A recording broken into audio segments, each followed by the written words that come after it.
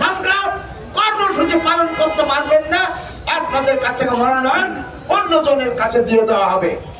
এত খুশির বার্তা এখানে কিছু নেই। আমি বলতে চাই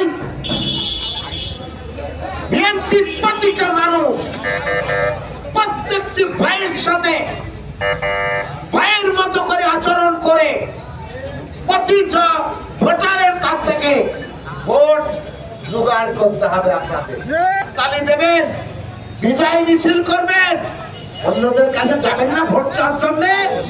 কেন তারা আপনাকে ভোট দেবে?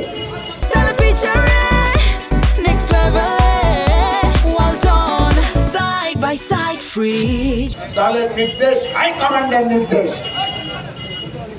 মিষ্টি খাওয়া যাবে না, আনন্দ মিছিল করা যাবে না, কারোর মনে আঘাত লাগে এরকম কাজ করা যাবে না। কি না থাকলে নিজের পায়ে নিজে কুড়াল মারবেন। কেননা দলের হুকুম যদি না মানেন, তারেক রহমানের কড়া কড়া কথাবার্তা নিশ্চয়ই আপনারা শুনছেন। যেই কারণে অনুরোধ করব,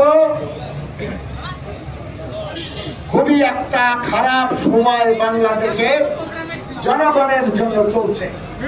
সেই জায়গা থেকে রাষ্ট্র ক্ষমতায় বিএনপিকে যেতে হবে। যেতে গেলে যেগুলা দলের নির্দেশ, সেইগুলা আপনাকে, আমাকে, আমাদেরকে মেনে চলতে হবে। প্রাণপ্রিয় ভাইয়েরা, তাই কোনো ভাইয়ের মনে কষ্ট লাগে, আঘাত লাগে, এই কাজটি আপনারা করবেন না, এটি আমার অনুরোধ। আমার আপনাদের যেমন প্রত্যাশা পূরণ হয়েছে, এই গাংনীবাসীর প্রতিটা মানুষের প্রত্যাশা পূরণ হয়েছে, এটি আপনাকে, আমাকে, যারা আপনারা এই দলের মানুষ, তাদেরকে বুঝতে হবে। এবং আপনাদের ভালোবাসা দিয়ে যারা আপনাদের সাথে দলের মধ্যে নেই, তাদেরকে বোঝাতে হবে আপনারা আমাদের কাছের আপন ভাই। অতএব আপনি যেমন করে দরদ দিয়ে ধানের শীষে ভোট দেবেন, সেই ভাইটিকেও সেইভাবে প্রস্তুত করবেন ভোট দেওয়ার জন্য। এটা দলের নির্দেশ, দলের নির্দেশ অনুযায়ী এটা আপনাদের প্রতি আমারও নির্দেশ। ভাই কর্মী সকলে মিলে যে যার জায়গা থেকে, যে যার বাড়ি থেকে এসেছেন, ফিরে যান।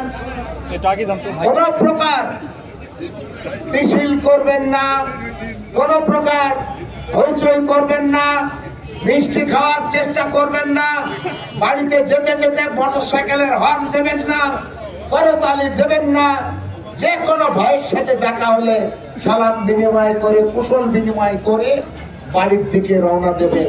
এটি আমি আপনাদের কাছে করজোরে অনুরোধ করছি।